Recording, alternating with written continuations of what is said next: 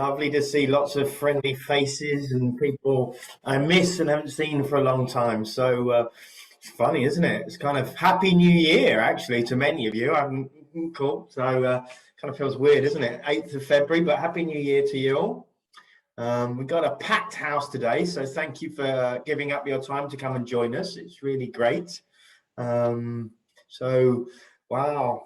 Wherever you are, we got, my God, this is the United Nations here, isn't it? We got Ireland, Thailand, Glasgow, Budapest, Aarhus, Belfast, my God, Oslo, Denmark, Copenhagen, Flanders. Wow, it's really fantastic to see you.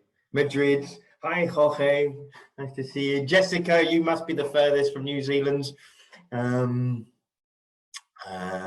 Hi, Rossa. Thank you for joining. Christina from Turin. What a great turnout.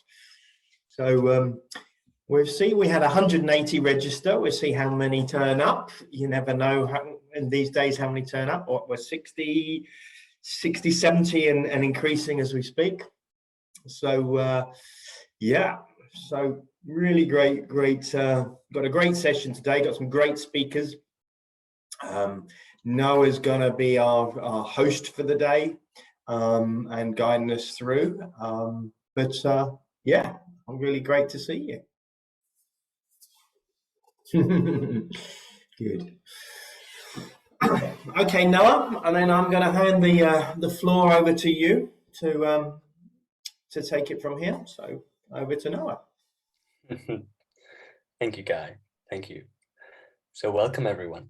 It's such a pleasure to have you all here and to, well, go through this session together to explore destination regeneration. And really, this session is seeking to get us started this year to really catalyze some of the needed transitions for the year ahead.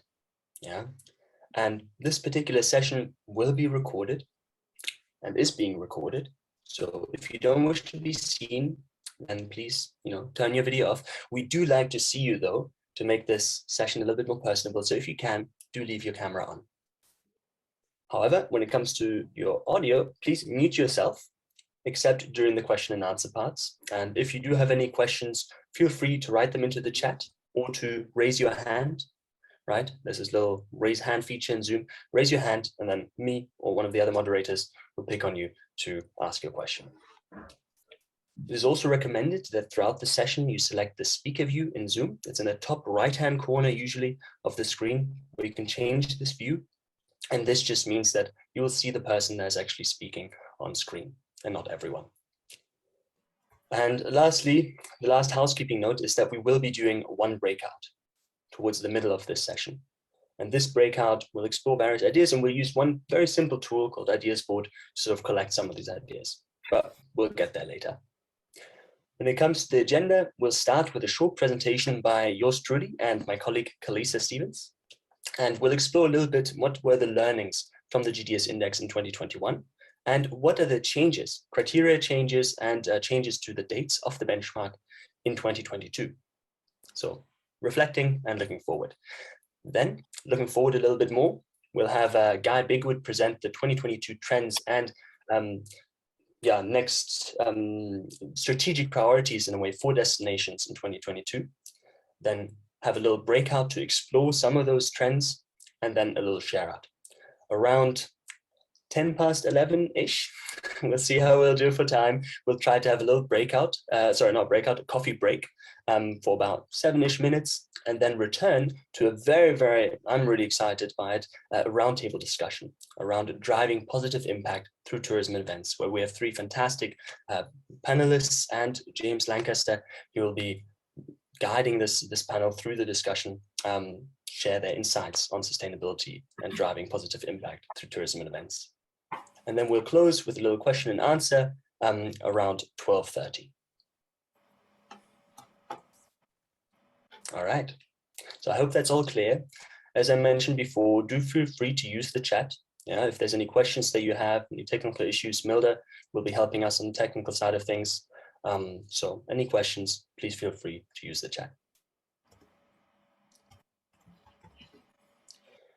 Okay, so when it comes to the GDS-Index, when it comes to the learnings from 2021 and what to expect in 2022, I'd like to first start by just giving a little refresher to those that have no clue about what the GDS-Index is really about.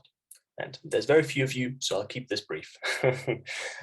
The GDS-Index essentially is a very elaborate audit. It's a destination performance improvement program that assesses the sustainability of a destination by using 71 different criteria, or it was 71 in 2021. And we look at everything from environmental performance to destination management, looking at topics such as climate, energy, and emissions, and destination strategy or certification rates of hotels. And this allows us to then have a benchmark of how sustainable a destination is, and also to provide feedback on how to improve, right? So let's have a little look at some of the macro trends of 2021. And in short, here are 4 of these trends that I wish to share with you today. 1, the GDS-Index is growing, and this does have its impacts, which I'll look at in a little bit. Also, destinations have bounced back and often exceeded pre-pandemic levels of performance. However, supply performance continues to be negatively impacted by the ripple effects that COVID has had on our industry. Then this is more of a practical finding, but also quite important, I think. we sort of did a little survey to assess how long it usually takes a DMO to complete the assessment, and it's around 31 to 40 hours to complete this benchmark. And then lastly, we looked a little bit at what are the reasons for actually participating in the GDS-Index, and they are 1, of course, to be benchmarked, 2, very much linked, to be ranked internationally, and then lastly, to receive guidance on strategy development. So how can we use some of these insights that we collect to really drive change and influence our policy and strategy decisions?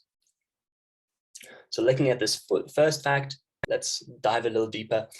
Yes, the GDS-Index is growing. That's great, right? We've had 30 more destinations benchmarked in 2021 than in 2020, 15 of which were first timers. Now, this is great news, but also it causes some shuffles in the ranking. So essentially, what we saw is that only 38 destinations from 2020 to 2021 improved in their scores. So pretty much everyone that had participated improved in their scores, but only 7 were able to maintain or improve their ranking. And this is because 1 or 2 of these newcomers of these 30 destinations were, in the top ranks. So essentially what this is insinuating and suggesting is that we should really look more at performance, the performance scores, rather than the ranks, because the ranks themselves can be shuffled up too wildly as soon as 1 new destination joins and enters the top 20. Everyone below that will be negatively affected if all that you are measuring, if your main indicator for success is your rank. Then, of course, as I mentioned, we are a destination performance improvement program. So we are looking for improvement over the years. We're delighted to see that from 2016 to 2021, there has been a solid improvement in scores, total scores of the GDS-Index. So what you're seeing there, these numbers, they're out of 100, just so you can visualize that, yeah? And as you'll see, in 2020, there was quite a marked dip in performance scores. And not to delve into why this was right now, but it's really great to see that we've returned to pre-pandemic levels. And in some cases, for the top 10 average, which is the top line, the green one, even exceeded that. Looking a little bit more deeply, right, I did mention that supply scores have still suffered a little bit, right? From 2019 to 2021, it's still a little bit low. But when it comes to destination management performance, that has actually improved despite the influx of new destinations in the GDS-Index. So this hints at this time of COVID, this downtime really being used to improve internal processes when it comes to how we manage the destination more sustainably. Environmental and social scores, they pretty much stayed the same. Then looking at the reasons to join versus the reasons to continue with the GDS-Index, you'll see there's 3 top ones that sort of stand out amongst the options. One, of course, being benchmarking, one being strategy development guidance, and the other international ranking. And I'll dive a little bit more into the strategy development guidance, which is essentially just how using the criteria a destination can use some of the insights that they gather and some of the gaps that they identify to then fill those gaps in their future strategy decisions. So it's great to see that this is being used like that, because that's of course also one of the intentions of the GDS-Index. Then when it comes to how long it often takes to do the assessment, as I mentioned, right, for the large majority of destinations, it takes 40 hours or less. That's 70% and of the participating destinations. And to pull from there is maybe that if you're someone that took a lot longer last year to complete this, maybe look at why could that be, and maybe look at potential ways of making it more effective and efficient. You can ask us also for support in trying to find solutions for that. And I'll now hand over to my colleague Kalisa to help us look a little bit more precisely at what were the trends for specific criteria in 2021. All right, so as Noah said, I'm just going to touch on a few points from last year to give us some insights into how destinations performed at the criteria level. So first up is the CO2 emissions. These are the averages per capita, and we're seeing that they are on the rise for GDS-Index destinations. 8 tons doesn't seem like much, which is why we've provided this visual aid on the right. So 8 of these tons per person each year on average for GDS and destinations. I'd like to add that it may not have risen for specific destinations for continuing work on climate strategies, but as the GDS-Index grows with more destinations joining, the average emissions per person has grown too in general. There is some good news on the next slide with circular economy for suppliers. We're seeing that circular economy projects and initiatives are on the rise. If we compare the number of available projects and initiatives aimed at hotels and restaurants in 2021, we can see a definitive rise to 71% and 78% respectively. Incidentally, food waste projects aimed at hotels have risen by 30% this year. However, unfortunately, the results of these initiatives still remains untracked and unreported in most cases, with reporting rates at nearly 10% for hotels and 15% for restaurants in 2021. Moving on to DMO strategies, there's some more good news. We are seeing more sustainability strategies by DMOs than ever before. So 2 years ago, in 2020, 77% of destinations in the GDS-Index had a sustainability strategy, and we saw that rise up to 85% in 2021. Furthermore, DMOs are increasing their collaboration with stakeholders to define their strategy development. Back in 2020, only 21% of destinations were seeking the perspectives of their stakeholders, and last year the figure had risen to 33% of participating destinations. So this means 33% of destinations within the index had consulted with visitors, clients, industry, government, and community stakeholders to co-create their strategies. Finally, for DMO measuring and reporting, we're seeing with reporting with environmental, social, and economic impact of tourism and events in the destination that economic reporting is still the strongest in 2021. We split this question last year to understand how you are monitoring the sustainability impacts of tourism and events. And we found that the sustainability impacts of tourism are being more measured closely, with significantly higher figures for social reporting. Environmental reporting had also risen last year to approximately 20% for tourism and events. This means, however, that 80% of participating destinations are still not capturing the environmental impact of their tourism and events. So we see that there is more work ahead.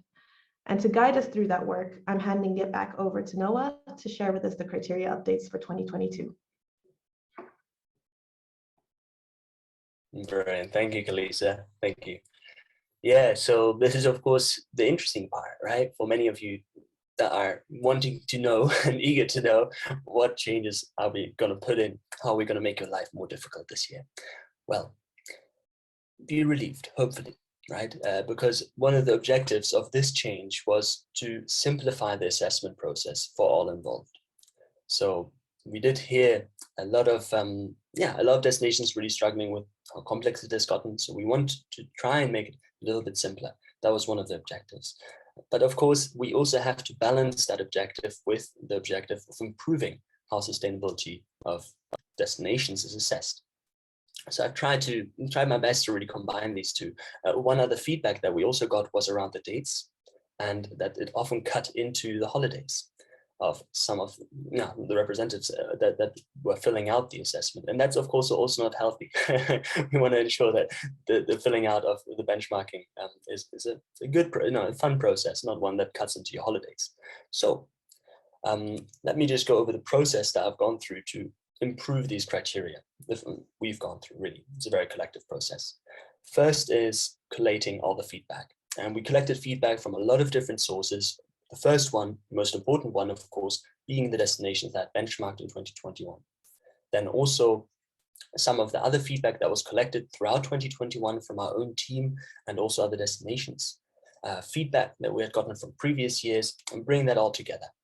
Then updated, created like an initial version of these updated criteria, and we're currently still in the process of reviewing these with the Technical Advisory Committee. The first review deadline for that is coming up this Friday, and the final draft for the criteria we hope to have ready for all of you on the 18th of March. Now, this is all to say that these criteria changes are not final yet. I'm just sharing them with you because I think they may be useful for some to prepare yourselves mentally, and maybe also put in place some of the structures already to be able to fill out the assessment this year to the best of your abilities. So when it comes to this little overview of how we're going to change the criteria, let me just run through and explain this briefly. There's three main colors here to look out for. One dark red, one orange, and one yellow. And actually, fourth one that I should have added here also is green. Yeah, the red ones are the ones that we've deleted or merged. So there's 4 criteria here, 2 which we're deleting completely, 2 which we are merging. And this is just to give you the overview. I'll get into the details in a second. Then we've also improved a lot of the answer options for various criteria. So that sometimes means splitting them into multiple answer options, sometimes removing an answer option, sometimes reorganizing it, and sometimes maybe replacing it with a new answer option. And answer option, for all those that know what I'm talking about here, or for all those that don't, each criteria is like a question, right? And then there's multiple choices that you can select. And that's what I mean when I'm talking about answer options. And then all the yellow ones that you see in this map here to the right are just ones where we've improved the guiding notes, where we've really tried to make it clearer what we are asking for, and not really change the content itself, what we are asking, but more how we are asking it. And then lastly, we are planning to add 2 criteria. One criterion about diversity, quality, and inclusion. That's DM new at the moment. And then also one about tour operators and their certification levels. Now, both of these, they're quite new and unfamiliar to a lot. So we want to make sure that we can integrate this well into the index, and we'll leave it unmarked for this year.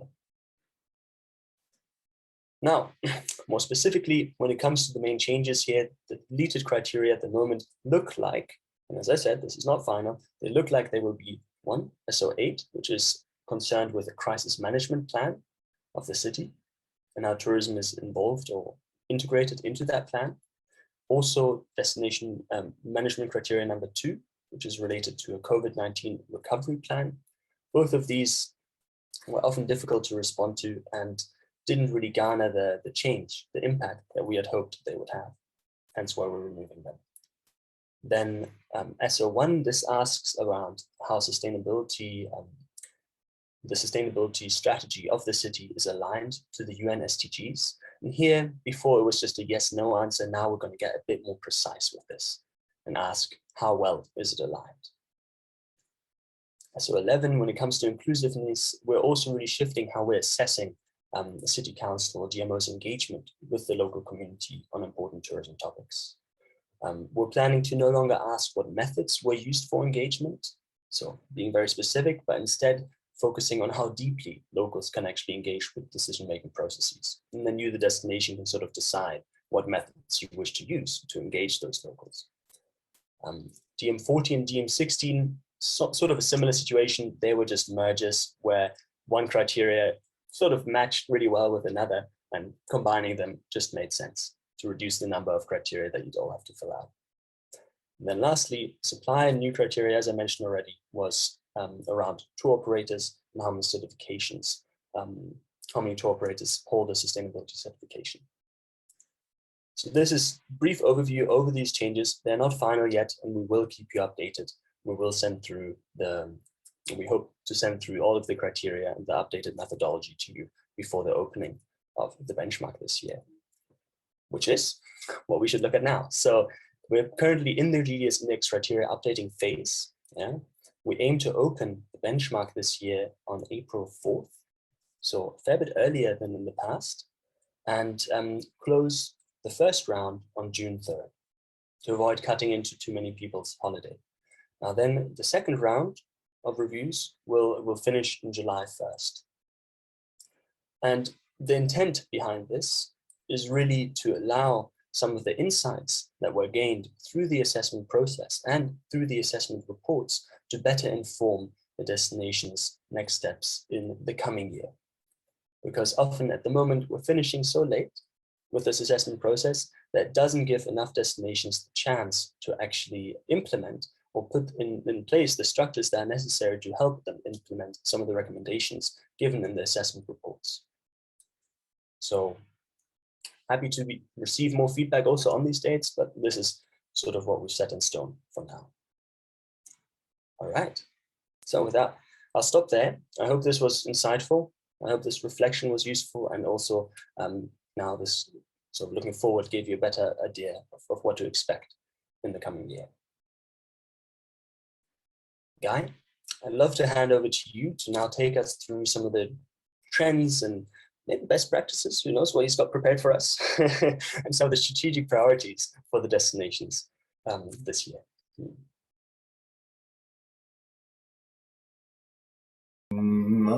Good morning again, everyone.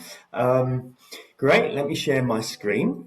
Feel free to ask any questions in the chat with going on or any suggestions. So let me just do that. Where are we? Got it. Okay. You can see that. If you haven't done, you might want to put me into speaker view or whatever to make it easier to follow. So as Noah said, I wanted to build up really of what Kalisa and Noah just presented, and to start to delve a little bit more into not only trends, but what I think are the next practices, where your efforts could and should evolve. And I've kind of done this by picking up on, I think, 5 areas. There's more than this, but I picked on 5, and then picked on some examples of who's working in this area. So some of the people are on the screen who's doing this. So you can, if you want to know any more information, you can chat and ask people directly. So in the preamble to the call, I was just talking to James, and James said, oh, well, you know, everything's getting back to normal. And then he went, oh, stop, we shouldn't be going back to normal. And that's really, I think, you know, what many of us have talked about in the last 2 years. How do we not go back to the way we did things before? And how do we really come up with different ways of looking at the problems we got and fixing them?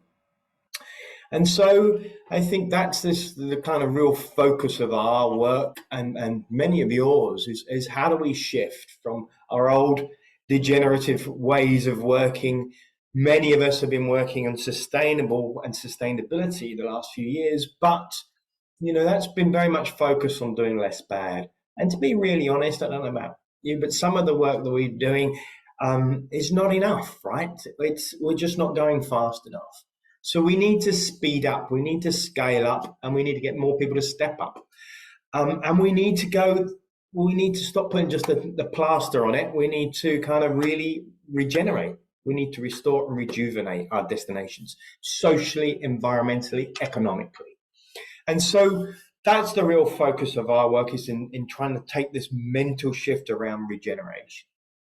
And regeneration is deep. It's about systems change. It's not just sustainable 2.0. It's not. It takes everything that you're doing around sustainability and then asks you to step up. Will you doing that act, will you looking at that system of how you, I don't know, you manage food in your destination and your food systems, you know, can you just slightly improve it, or does it need to be rethought through? A key element of regenerative thinking, or regenerative revolution as we call it here, is really how do we use tourism events as this catalyst of change in your destination. So what is the role of tourism events and the opportunity to accelerate the transition to a more carbon positive future? How do we use tourism to drive that innovation towards a circular economy for the whole of your city or the whole of your region? How do we build up and create more partnerships to nurture and restore biodiversity? How do we catalyze a food revolution? You know, better, healthier, local, low climate food. How do we create more collaboration to build a more inclusive, a more equal local economy?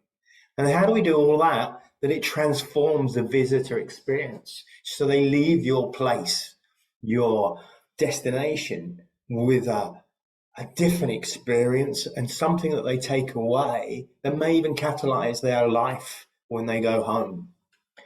So that's the key element of this, right? There's many other elements of regeneration we're not going to go to today, but many destinations are really starting to think through this. And you have regions and countries such as Canada. So Canada's really starting to think, you know, what needs to change? How do we, maintain and create a culture, the Canadian culture, that thrives and flourishes amid the work of tourism? So how do we use tourism to increase and enhance the quality of life of visitors and the Canadians? We have destinations. I'm not sure if Geneva is here today, but we've been working with Geneva on a new strategy, which they launched at the end of the last year.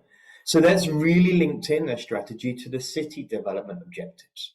So how do they align? How does tourism align with the city's goal for carbon neutrality, for net zero waste, for changing habits?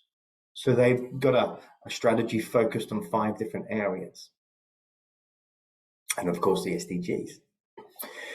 We got Tirol, and I think Tirol is on the line here today, who've been working the new strategy with us called Regeneration Now. So really looking at how events in this case can really push the agenda towards and beyond the SDGs and the goals that are defined there. So really some really interesting stuff, some big, bold, challenging thinking going on. And so sustainability has also often been really about looking at how we mitigate footprints, how we mitigate the footprint of tourism and events on our destinations. Where regeneration is a lot about looking at the handprints. How do we really push the positive impact of tourism events? And so this is, for me, is one of the second key trends, is right, how do we actively and deliberately and intentionally increase the impact? So many of you have legacy programs, and legacy programs typically around events are kind of part of this, but it goes beyond that.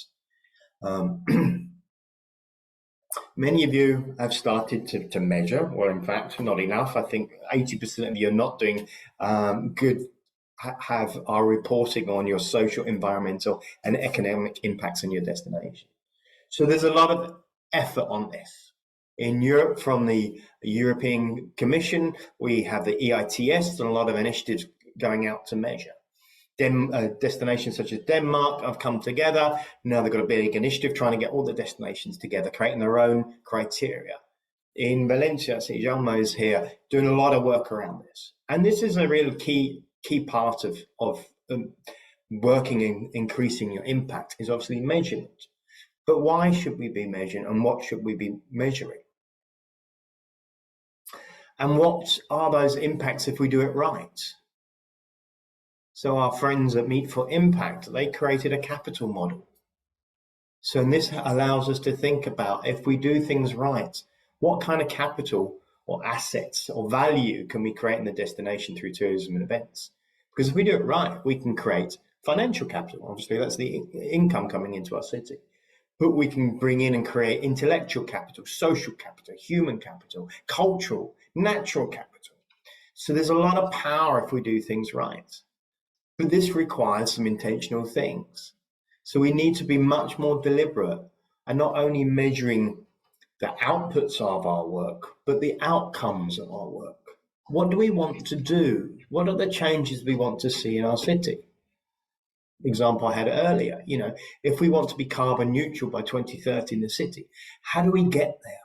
What stakeholders do we need to engage? What do we need to measure of our activities and our results, our outcomes on that journey?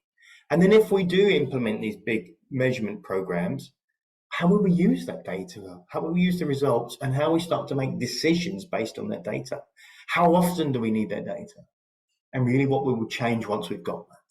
So the process of impact management is, I think, a key area, and builds, as I said, up on the legacy programs that you're starting to see.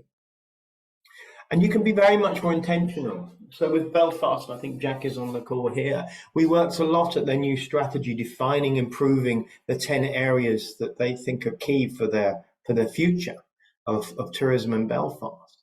But then we started to think about, how do we build up a model about the change that we need to see? What's our theory of change? Because if you take something such as, create and promote sustainable choices, we can actually model what needs to change. And so we went and worked with these guys to go back and kind of backcast back from success in the future to what needs to change now.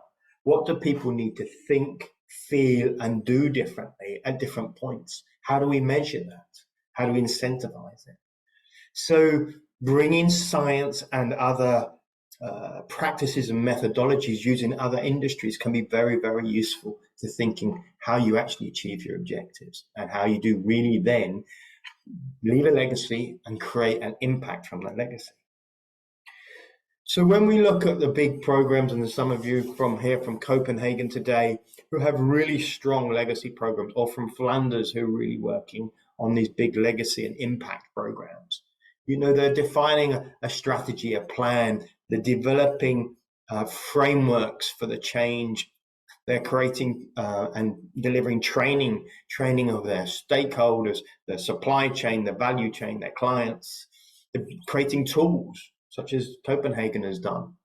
And they're starting pilot projects. It's difficult to go out and measure 500 or 5,000 events coming to your destination, but you can start with 3 or 4 and learn from that. Communicate the learnings, the aspects from it. So that's the kind of second. So connected very much to strategy development and implementation impact is the kind of concept of participatory governance. And this has really changed. And I think a lot of this came out of the kind of over-tourism area, where we had a lot of rejection from residents. And so now many destinations working on this, how do we move up that scale and change our social license to operate from having our residents and our local stakeholders rejecting and opposing to accepting, to approving, and to co-owning and co-creating. So on this journey, there are different levels of participation. We have an initiative we're part of now called Time for Democracy with Group Now. And it's looking at how destinations are working with this. How do we inform? How do we then move up and start to consulting? How do we involve more our residents in our community? How do we then start to collaborate? And eventually, how do we empower? So there's some great examples of this happening. I think most destinations are still at the early, the 1, 2, 3 level. But we got an example here, Belfast, in their new tourism strategy. They've gone out and they're questioning people. They're creating surveys. They're doing focus groups. It's showing that there's not one way of engaging. You have to engage in different forms to get different input. And so there's a great example there. I think the work done by Julie and the team in Bordeaux is amazing with Agora, and a real proper participatory governance framework that's been implemented there with a goal to take them from 1 to 5 in terms of co-creation and co-management of tourism into the future. So if you'd like to know more, keep your eyes open for Time for Democracy. There's 20-something destinations working on this at the moment, and we're going to have a lot more news and practice to share out of this initiative. One of the other key areas we're seeing is the kind of the race to zero. you know, especially after the COP in Glasgow, and I see Eileen's with us, there's been a lot of focus here on how do we get to zero, a net zero. But I think it was 1% of destinations actually really started to think about how tourism gets to zero. So after the COP, there's been a lot of new things coming out. The Net Zero Carbon Events Initiative from JMIC, the Glasgow Declaration more focused on tourism. And so you're going to see a lot more of this. Only 26% of the destinations who have a climate strategy is tourism or events actually mentioned in that strategy. So we've got a lot of work to do to start to think about what are these kind of roadmaps of change and how we're going to get there. This is complex stuff. It's going to take a lot of thinking, a lot of teamwork and collaboration. We got some great examples. The work that Eileen and Glasgow are doing and Visit Scotland at the moment is probably some of the most leading edge stuff at the moment. You know, with Destination Net Zero, looking at how the hospitality industry sector changes, how the destinations need to change, and then really coming up with some really serious funding to support this. The work that Jaume and the team are doing in Valencia around carbon measurement, you know, is a key component of this. You know, it's great to be zero, but unless you know where you are today, how are we ever going to get to zero into the future? So I invite you to look at the great work that he did, one of the first destinations to really measure the footprint of tourism, and they've done it for carbon and water now. So some wonderful work there. Fifth thing is something most of you been doing, but we're seeing, you know, greater energy to how do we really build capacity in the destination? How do we get people to go faster? So, you know, Sustainable, I think, is one of the most ambitious programs here about engaging, driving, measuring and communicating the change. Come up with an amazing comms strategy, really solid certification strategy for the whole of the destination. We're measuring and benchmarking currently, I think it was 8. There's more destinations now who are really working together to try to drive change. Berlin, amazing work on their program. I think that's really good. And then lastly, I think is really about unleashing the story. I think we've all done a pretty bad job often at really communicating sustainability in the right way. However, there's a few super examples of people that really nailed it. And I think our friends in Iceland, and I see Hilda and some of the team here, have done an amazing job with different campaigns. So I invite you to go to visit Iceland and have a look at some of their work and really how they communicate sustainable without saying the S word, but really using humor and fun to get that across. You're going to hear a little bit later from other people that are doing some great work, from Johan in the Faroe Islands and Helsinki. And a lot of this work is really how do we tell stories? How do we make sustainability easy and that change easy? So whether it's an app or whether we're thinking how we take people on a journey. So summarizing this up, here are 6 areas of focus for regeneration that we're seeing. DEI is not mentioned there, but that's a massive area too, especially in North America. We're seeing a lot of focus on diversity, equality and inclusion, and something we should all be thinking and we're doing in the index this year. So we've been tweaking a lot of the index also to line up and improve and support these particular areas and other areas. So later this year, we will launch our next white paper, which is about regenerative destination management and stewardship. It's been supported by TSEB. I put a photo up here for you, Jorge, of Madrid, because I think you should support this as well. It's a little nudge, it's a joke. But this is going to be exciting. So if you have some great stories of really pushing the envelope on your work, please let us know. We're researching right now. If you'd like to know anything more, remember we do have the Academy, launched last year, really fantastic experience. We're just finished just finishing our first cohort of the certificate program, and we had a group of leaders. Some of you I hear from CEOs and heads of sustainability and different people working on the certificate. And it's been a kind of 3-4 month journey, really looking at the areas that I've been talking about, but in a very collaborative, slow learning, deep learning way. And I really enjoyed that. We've also got a new course coming out, or should I say there's a new certificate program launching in April, if any of you would like to participate in that. Storytelling course that Melissa's leading, that again launches later this year in March. That's really a lot how you tell better stories. And then we have the impact strategy masterclass here that we've delivered, I don't know, to over 20, I think 24 different destinations around the world now. And this is on demand. So that's me. I know, no, I apologize, I've gone a couple of minutes over. Thank you very much. Look forward to questions and any input and suggestions and participation in all of this. Well, thank you, Guy. Very insightful, very interesting. And I think this is also going to essentially be the topic now for the breakouts. So just to give you all a sense of what we will be doing. To all those that aren't familiar with how breakout work, there will be a little something that appears on your screen, and sometimes you just get kicked out automatically into the breakout room, and then you'll be there with a group of around 5, and you'll be chatting for around 15 minutes together in small groups and exploring these 2 questions. 1, what are the most exciting projects that are really aligned to the strategic priorities that Guy just explored, that you have heard of or are working on yourselves? What are these projects? We'd love to hear some of these examples, but more importantly, just share amongst yourself. See if you can inspire some others in your breakout to maybe take a little learning from something that you've heard of or something that you've done yourselves. And then also, what are the strategic priorities that are maybe missing for you?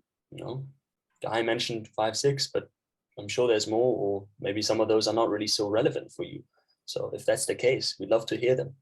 And you will, throughout this breakout, or not be required, but requested, if you wish, to add some of these ideas to a ideas board. And look at that. Link seems to not load properly.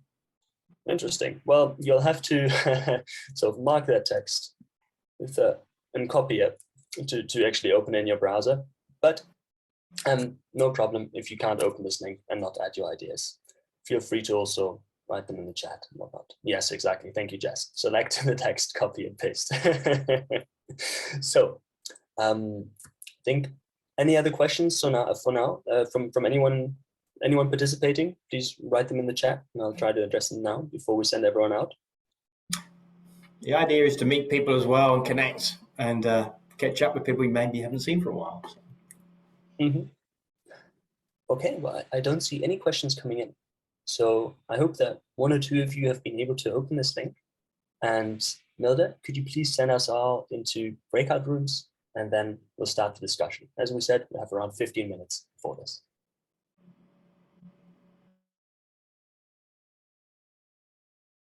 Okay, well, maybe we'll try again with Eileen in a second. Sorry, Eileen, it doesn't seem to be coming through at the moment. Maybe something with the internet connection. How about anyone else?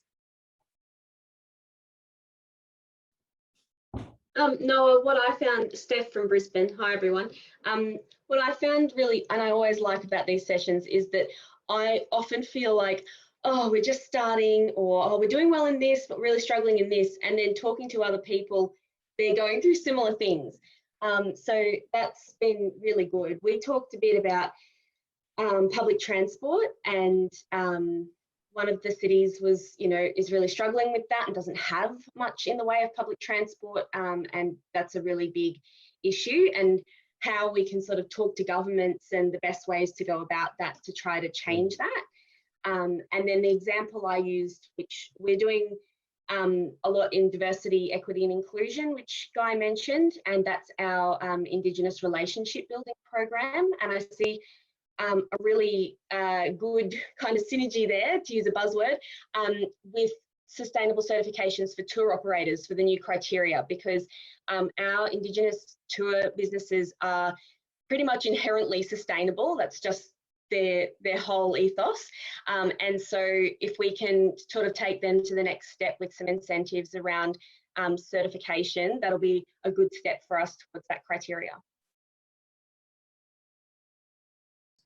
Brilliant, thank you, Steph.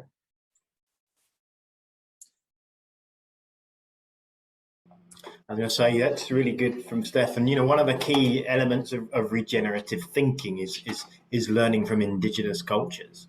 And we've kind of forgotten a lot of that over the years. And there's so much to learn from the Aborigine culture or the Celt or whatever, and, you know, balance for the earth and thinking through that. So, you know, it's really interesting, and we should be even more focusing on that. Yes, Bill. Was it me? Okay.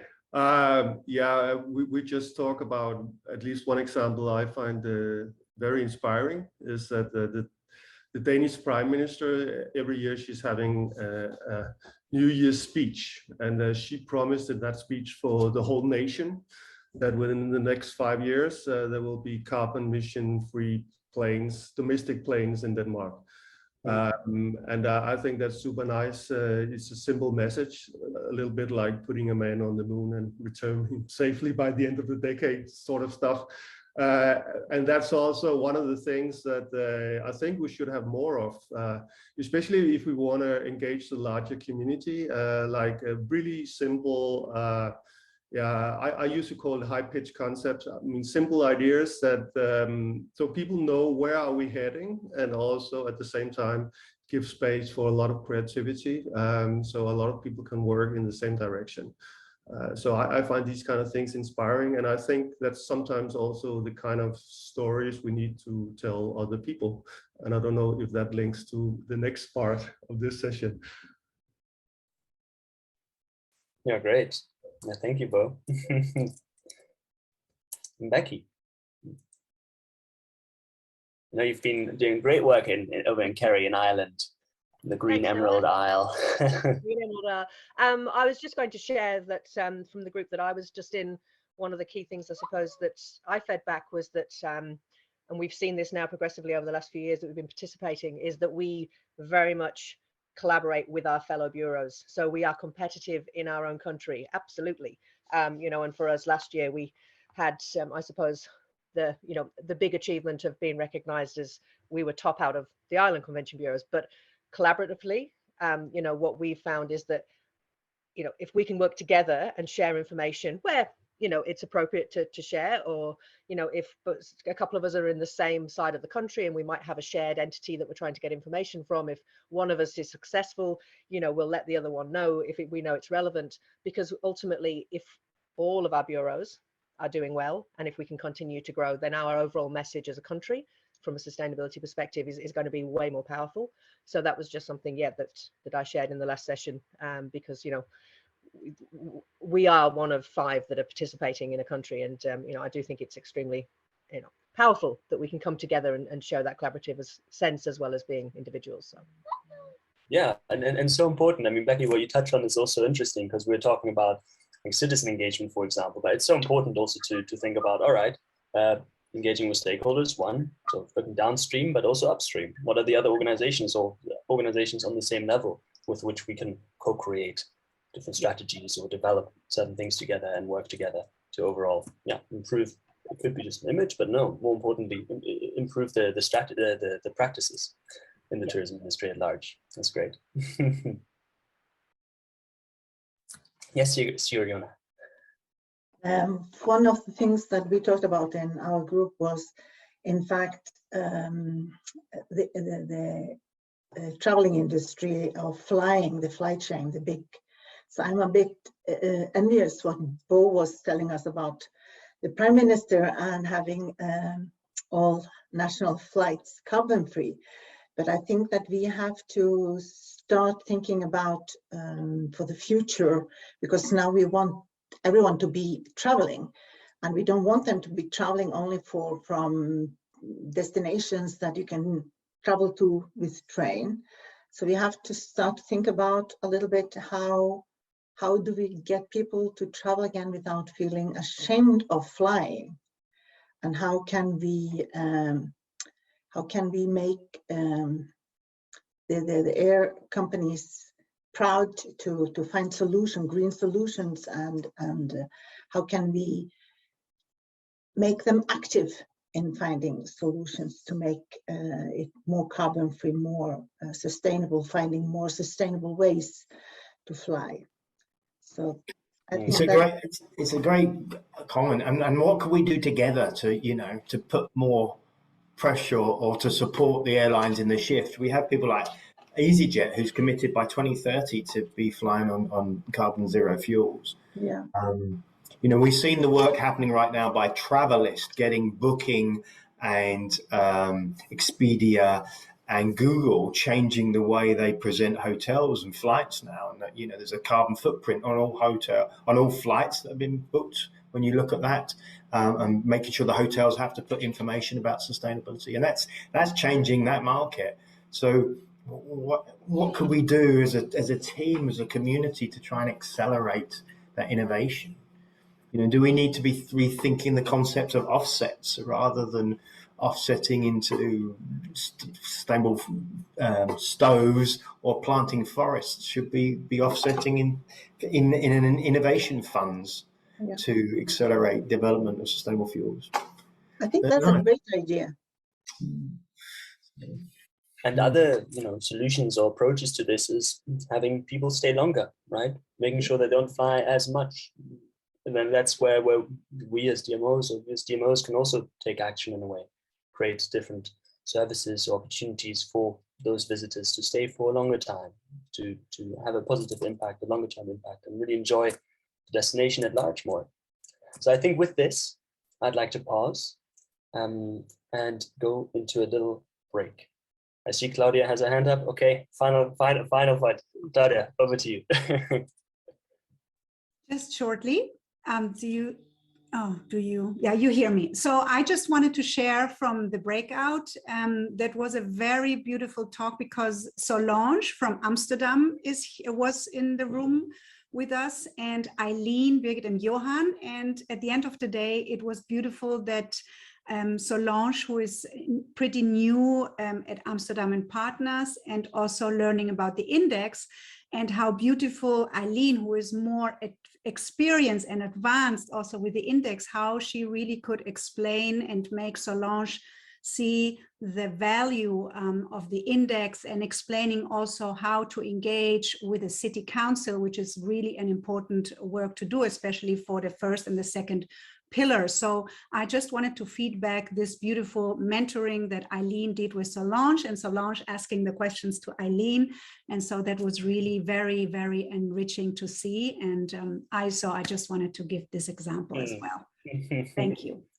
Yeah, wonderful. Thank you for sharing that, Claudia. So that's also the intent, of course, behind doing these types of meetings and these types of breakouts. So without any further ado, we have now a break. It will not be as long as I would have liked. I think we'll run it about 6 minutes. Yeah. So at 11:20 Central European time, please be back in front of your screens. And before then, have a quick tea, quick sip of water, toilet break, all of that stuff. So I'll see you all in about 5 minutes. Now there's space for more questions, as you said, James. An open floor for anyone to ask any questions, be that directly to the panelists or to myself if it's GDS-Index related, or about the trends and strategic priorities that the guy mentioned. So does anyone have any questions? Anything that sort of stood out to them? Anything that was a bit unclear, like how did they do that? How did they do this? Now's your moment.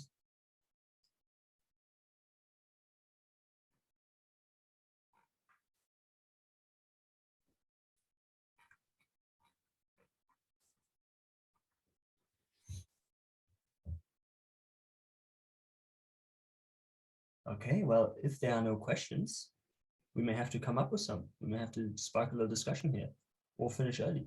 We have options here. Don't forget that I did share information about the GDS-Index. So if there's any questions around that, feel free to ask it. Yeah?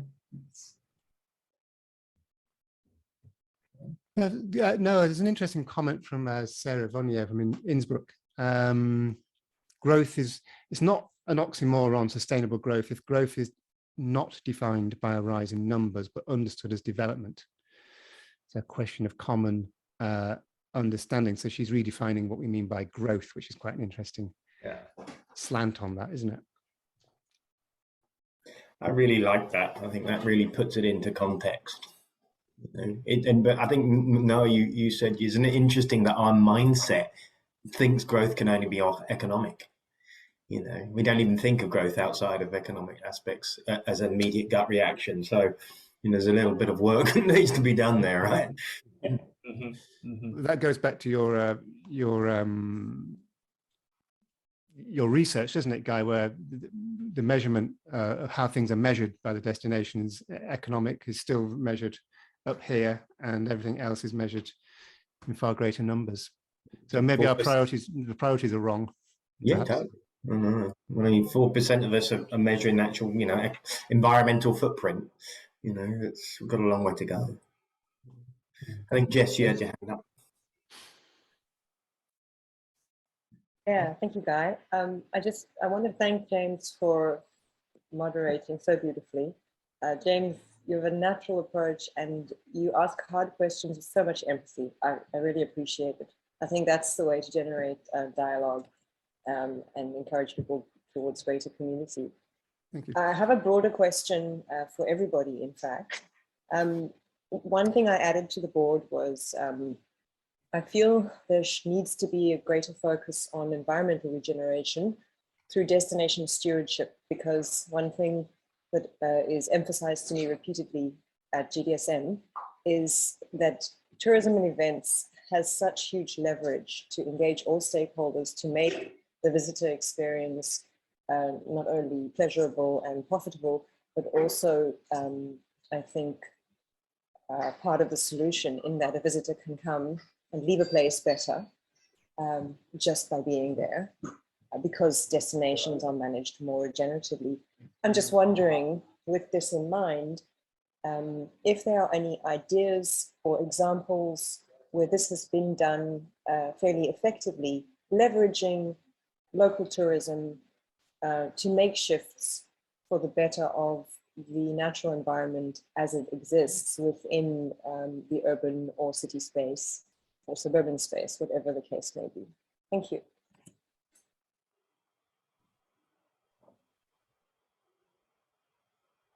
Yeah, thank you, Jess. Thank you for that. Good question, I think, or good topic, good theme to explore, I think, for all of us.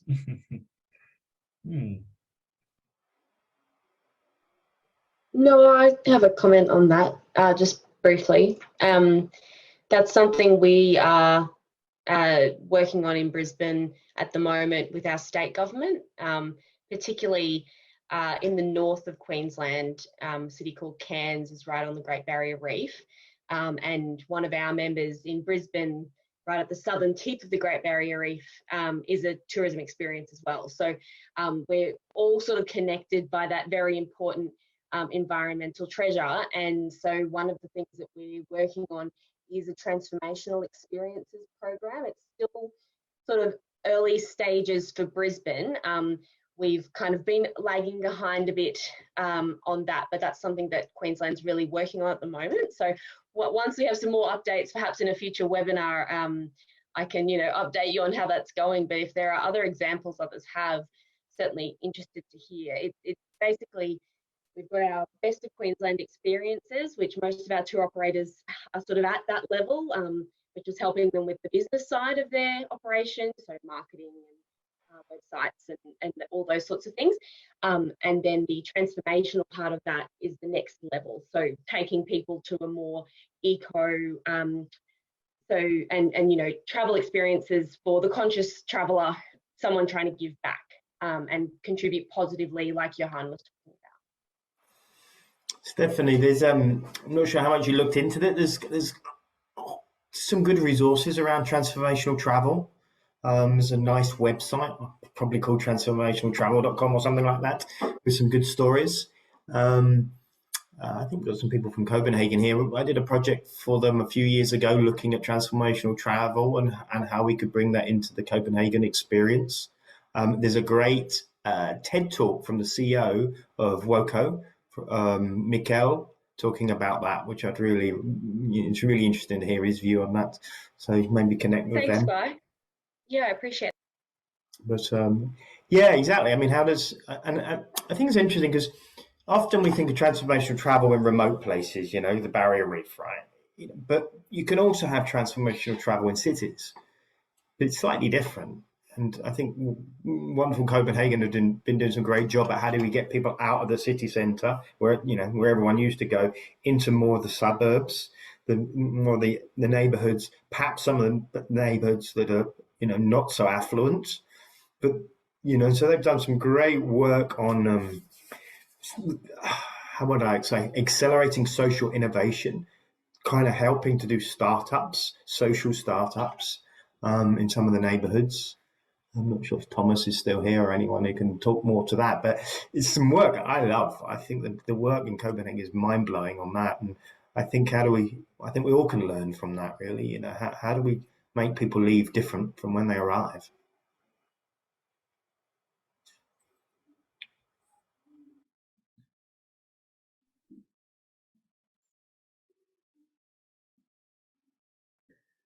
So, James, you had a question. Do you want to, James Langton, he's here also, not just Mr. Lancaster. We have both of them on the line. You want to, you got a question about legacy? I'm interested to, you know, flip this around. We talk a lot about tourism here, but let's take a flip on impact and events. No one? Okay. Yeah, I mean, there's been a lot of talk about on the tourism side. I just wondered if you could touch on the work that you've been doing with Genevieve and others in identifying what the contribution of business events is to a regenerative society. Yeah, I'm going to touch that. Thanks, James. That's a good question. I touched that on a little bit in my quick presentation, but I think there's some people doing some really great work amongst you on, you know, being very intentional of how we use events to catalyze change. So again, I want to mention Copenhagen again because they were the winner of the Innovation Award, and the other three guys presenting were finalists. Copenhagen won for the Legacy Lab. But it's a very good approach to properly structuring a legacy lab. You know, the work we've been doing with Flanders, I think there's some of you on here, with Canada, with Belfast, is really thinking of how do we get even more intentional than that? How do we really, you know, use events to catalyze, you know, in city terms, urban change, social, environmental, economic. And so a lot of that is around creating frameworks or theories of change, how we catalyze change. It's creating measurement approaches. So how do we measure? As the other James just mentioned, we're not doing very good at measuring things other than economics. So how do we measure the creation of intellectual capital or social capital or human capital that are created by an event? So I think, you know, some of the work is happening here, like we've got Sapporo on the line here, and the work been done in Japan of thinking through that in terms of the SDGs. The work you're doing, Dima, are really thinking of how do we use events to shift progress towards the SDGs in a city environment. So there's some great initiatives, and I definitely see that's, you know, a lot of space. You know, we just trained 23 or something DMOs across Canada in a legacy framework and an impact framework with Genevieve. So some good stuff happening there. I mean, Aileen, I think, I'm not sure if I see you in the dark there, but maybe you can speak. I think, you know, you just had a mega event, right? You had COP26 come to Glasgow, and it's mind-blowing to see the legacy of that event and the impact that that event is creating on Glasgow and on Scotland and on the UK. I'm not sure if you can talk to that, Eileen.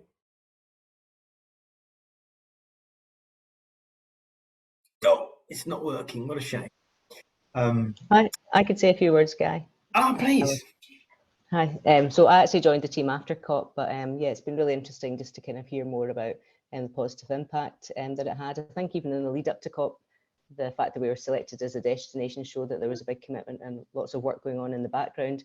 But I think it's just really helped everyone galvanized lots of different organizations, stakeholders, the community, massive sense of pride at being chosen to host this kind of international global event.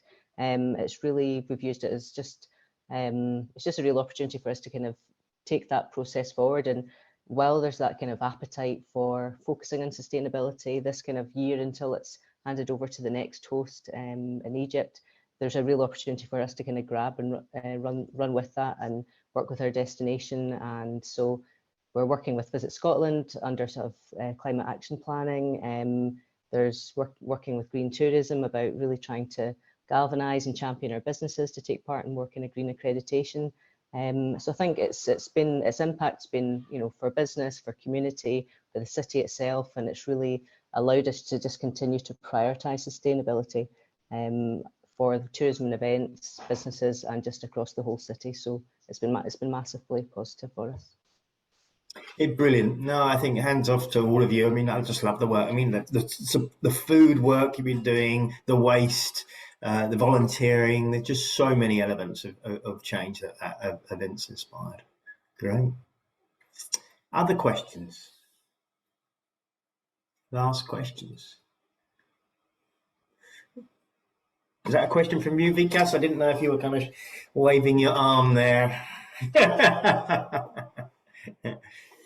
Brilliant. I'm gonna maybe we're just.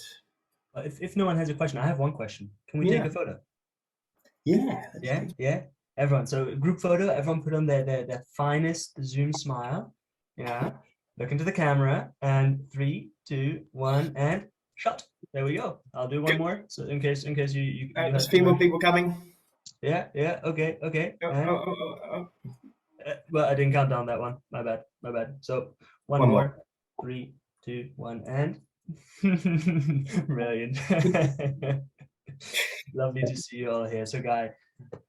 Yeah, so I'll wrap up. I guess first of all, thank you, James. Thank you to our speakers. Thank you, Noah and Kalisa, for the presentation. Thank you, everyone, for joining. It's really great to see so many of you together, part of the movement. You know, key part of what we want to do and is our attention to bring you together to share and learn from each other. That's really a core focus of the work.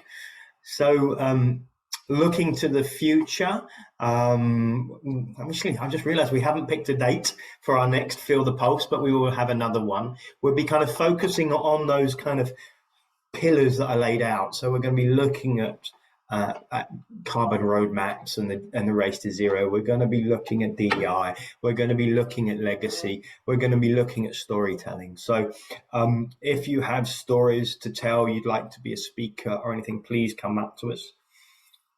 So that's Feel the Pulse. As I said, we're working on the white paper. So if you want to support that, be a part of it, please come and reach out to us. We will be coming back to some of you who think you've got great stories.